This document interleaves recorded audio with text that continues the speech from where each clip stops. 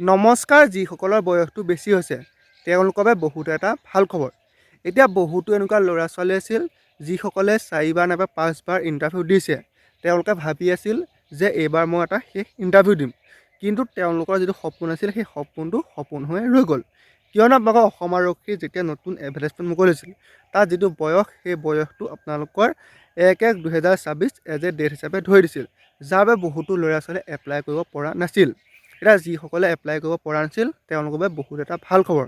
যোৱাকালি অসমৰ মাননীয় মুখ্যমন্ত্ৰী doctor Himanta Biswa Sarma sir Facebook live আহিছিল আৰু সেই ফেচবুক লাইভ অনুষ্ঠানৰ মাজতে CM ছাৰে ঘোষণা কৰিছে যে অসম আৰক্ষী কনিষ্টবলৰ যিটো বয়স সেই বয়সটো আপোনালোকৰ যি 18ৰ পৰা 25 বছৰ আছিল, এতিয়া CM ছাৰে এবছৰ বঢ়াই দিছে। এতিয়া বয়সটো আপোনালোকৰ 18ৰ পৰা 26 বছৰ কৰি দিছে।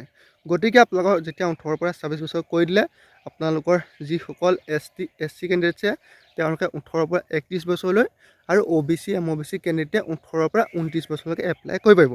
আৰু আপোনালোকৰ যিটো ডেট সেই ডেটটো আপোনালোকৰ 15 দিন বঢ়াইছে, যাৰ বাবে এতিয়া সকলোৱে এপ্লাই কৰিব পাৰিব। গতিকে যিসকলে কেইদিনমান কম হোৱাৰ মানে এপ্লাই কৰিব পৰা নাছিল তেওঁলোকৰ বহুত এটা ভাল খবৰ। আপোনালোকে এটা চান্স পাইছে, এই চান্সটো কেতিয়াও নেহেৰাব।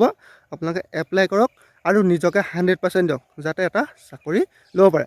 আৰু এতিয়া কেণ্ডিডেট আৰু বাঢ়ি যাব, কাৰণ আপোনালোকৰ ধৰি লওক যিসকলৰ যদি 1/1/2025 এজ এ ডেট হিচাপে ধৰি দিলেহেঁতেন, যিসকলৰ 18 বছৰ নহ'লহেঁতেন, এতিয়া সেইসকলেও আপোনালোকৰ হৈ গ'ল। সেইসকলেও এপ্লাই কৰিলে আৰু বয়স বেছি হোৱাৰ কাৰণে এপ্লাই কৰিলে আপোনালোকৰ কেণ্ডিডেটৰ সংখ্যাটো বাঢ়িব। গতিকে কম্পিটিশ্যন বাঢ়িব।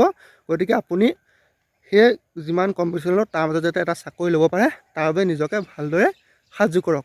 ধন্যবাদ।